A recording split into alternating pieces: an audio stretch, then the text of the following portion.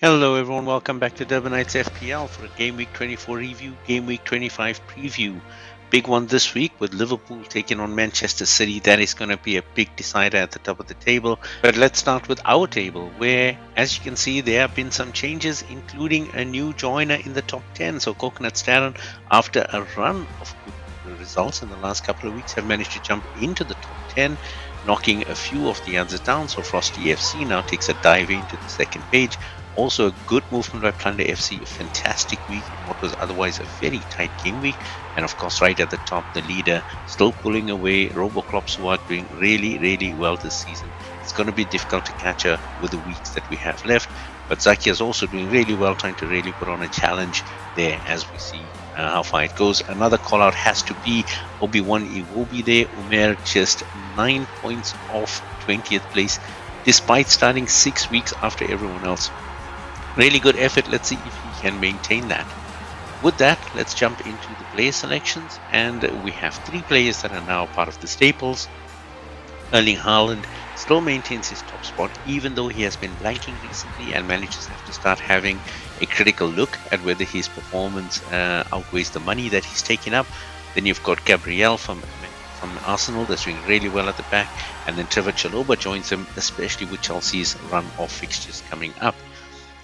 In the differentiators this week, Dominic Solanke, just one person, and this is Sai taking a chance on him last week, coming up with the goods. 2 great goals against Manchester City, really helping out with the points there. Martin Zubimendi as well, doing well for Arsenal. Petrovic and Kelleher, the 2 goalkeepers, doing super, and for 2 of the managers that have selected them.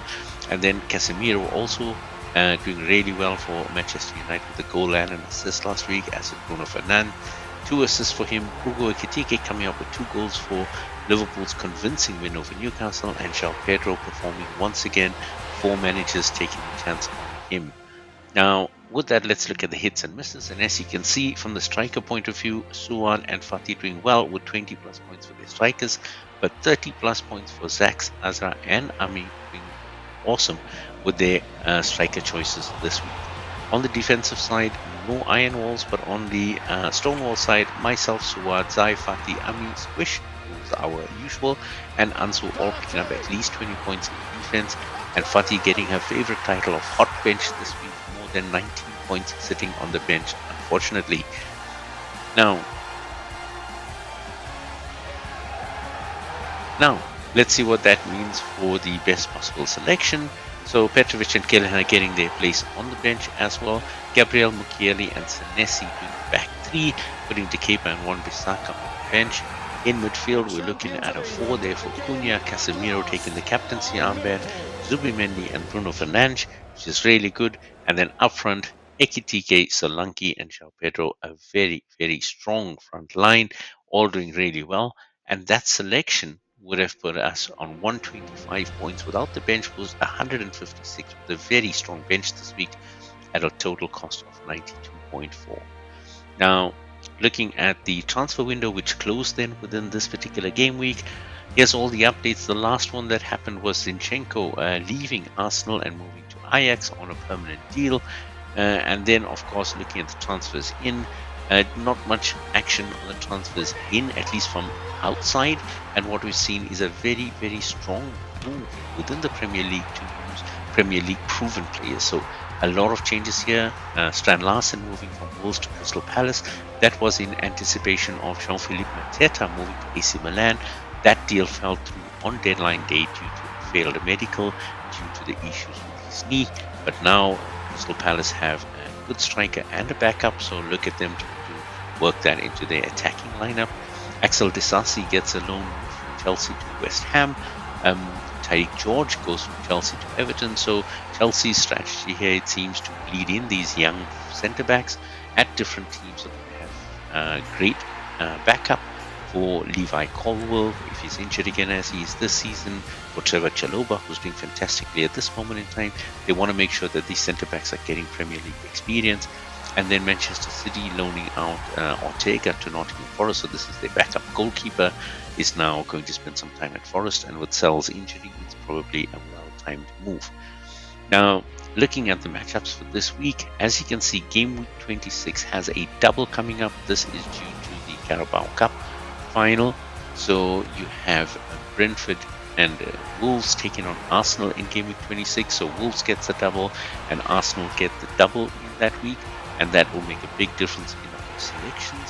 But for this week, we're asking you to be careful of those selections. For Brentford, tough games coming up against Newcastle and Arsenal before they get a bit of an easier run, let's say. Then you've got Liverpool, you've got City this week, and vice versa. So for this week, be very careful of those two. Spurs having Manchester United again on form. Probably Manchester United are going to be tipped to be better at this one. And then Newcastle after that. Arsenal in the North London Derby. There's a bit of let's say tension at Spurs currently. The captain is currently having a battle with the board. They haven't really done much in the transfer market, so things are happening. But at the same time, Tom Solanke is back in great form, so let's see how that works out. And Wolves, of course, with very tough games, including that double game week that does include Arsenal, not really favouring them in this round. When we are looking at favouring, of course, Arsenal for sure, with a double game week, has to be a chance for you to triple up on that. Then you've got Chelsea still with 3 good fixtures coming up in the next 3 game weeks. Crystal Palace with a new, let's say, improved front line, has some good games. Maybe a tough one against Brighton this week, but then Burnley and Wolves to come. Look at bringing those Crystal Palace defenders back. Then you've got Manchester United, again, based on their form, a great chance for them to pick up a lot of points in this race for Europe. And of course, West Ham taking on Burnley this week is a good call out. They have been performing well. They've got 2 wins in the last 3, and a chance for them to, again, relegate Burnley here, keeping them down underneath, and in that way, try to make sure that they are escaping that relegation zone. Now, when we look at the selections, guys, so Sells from Nottingham Forest is doubtful indeed, so maybe Ortega will get a start, but our picks still remain Ria and Sanchez because of the fixtures coming up ahead. Chelsea, Levi Colwell's out for the entire season, but Reece James is now doubtful. Newcastle having a bit of issues. Of course, Livramento and Sher are out, but Lewis Hall is there. Kieran Trippier seems to be getting back into the team, and Dan Burn is back, so maybe not such a big issue for them. Man City missing 2 of their big central defenders there, Ruben Diaz and Guardiola, which is very, very difficult for them at this moment in time. Frimpong is out for Liverpool. Van de Ven still doubtful for Spurs, but Porro is definitely out. Dogu is 100% out for Manchester United. I guess Diogo Dallo is deputizing for him. And then, of course, you have Nico Williams, who is out for Notts Forest. Now, in terms of the picks, again, going heavily here on Arsenal for the Gabriel Timber double up, especially in these game weeks. Cash from Aston Villa, Tarkowski from Everton, Chalobah from Chelsea because of the good performances. Wan-Bissaka, specifically on the Burnley game, and because he was quite effective in the last match that he played out. And then Lacroix and Richards are the choices for Crystal Palace. Now, looking at the midfield, again, a lot of injuries, guys. Spurs having their issues as usual and nothing to strengthen them, so they really are struggling a bit with the creative side. Then you've got Doku, Tavernier that's out, Grealish is out, Joe Linton and Gimenez out, doubtful rather, I should say, for Newcastle. And based on the latest update from Eddie Howe, Anthony Gordon will probably not play in this weekend's match so that he can be ready for the run ahead. So if you have him, chances are he will not play at all in this match, not even on the bench. Granit Xhaka is still out for Sunderland, McGinn and Tielemans out for Aston Villa. Saka is still doubtful for Arsenal, having missed last week, and Neto is still doubtful for Chelsea. But on the picks there, we're looking at Rodgers and Douglas Luiz from Aston Villa, Semenyo from Manchester City. He still maintains his form for the season, currently the top FPL midfielder based on points. Rice from Arsenal is right in there in the mix. Soboslai and Wirtz from Liverpool. Wirtz is really starting to show his class now. 3 goals, I think, in the last month, and an assist. So just watch him based on the past. Pascal Gross is doing really good on his return from Brighton. And then you've got Palmer and Enzo for Chelsea. Enzo definitely in a good vein of form. James Ward-Prowse still the differentiator option and a good match against his former team, West Ham, so not transfer blocks for him to play. Bumo, Cunha and Fernandes are the routes to goals for Manchester United this week, and we hope that they will perform. Oscar Bob newly moved to Fulham, a chance for you to take a chance on a differentiator. He's a really talented midfielder from Manchester City who has moved to Fulham for the game time. And Crescencio Somerville falls under the same bucket as well. A chance for him to shine for West Ham this week against Burnley. He has been scoring goals. He's been scoring some worldies as well. So a chance for you to maybe flip a coin on him. And then looking at the forwards, guys, still some injuries. So Richarlison's out probably for the rest of the season, as is Wood. Rodrigo Muniz starting to make his way back for Fulham. Isak is still out for Liverpool.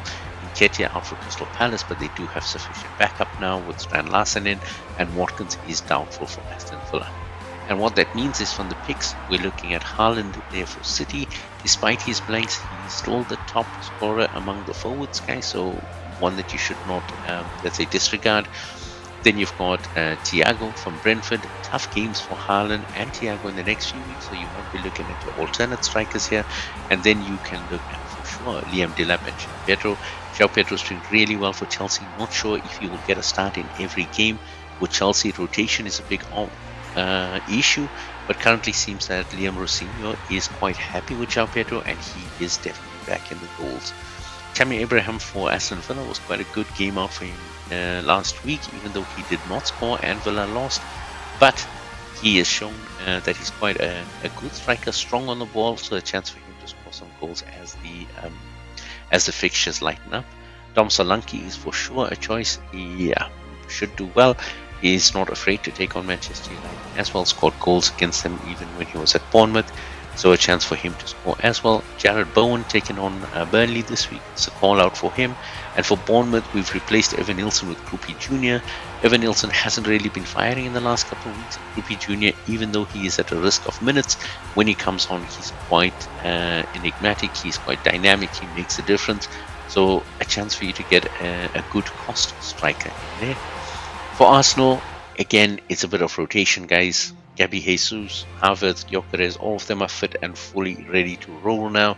They've been having impacts on games as well. Havertz scoring in the midweek against Chelsea for that win in the Carabao Cup semi-final. Gabi Jesus has not had a run out there, but he's scored a few goals now in the Premier League since he's been back. Victor Gyökeres is struggling to score goals from open play. Picked up one in the last couple of weeks, but he's not scoring anywhere close to what Arsenal were expecting. At the same time, you should not discount him. So don't forget, guys, it is a Friday deadline. So 7:30 Central European time, 8:30 Central African time. Friday deadline. The first match kicks off this evening. So make sure that you get your changes in before 7:30 CET, 8:30 Central African time, and make sure that those changes are locked in as well. And don't forget to try and plan ahead if you have some transfers for the double game week next week, so that you have enough cover for the Arsenal double up. I'm not sure if you're going to go for the Wolves double up as well. All right, so that's all we have for now. Don't forget to make those changes again before this evening, guys. Don't forget to also like, subscribe, definitely turn on the notification bell, and maybe drop us in the comment who you think will win the game between Liverpool and Manchester City. Liverpool chasing the European spots and Man City trying to close the door on Arsenal and that title. Until then, so long for now.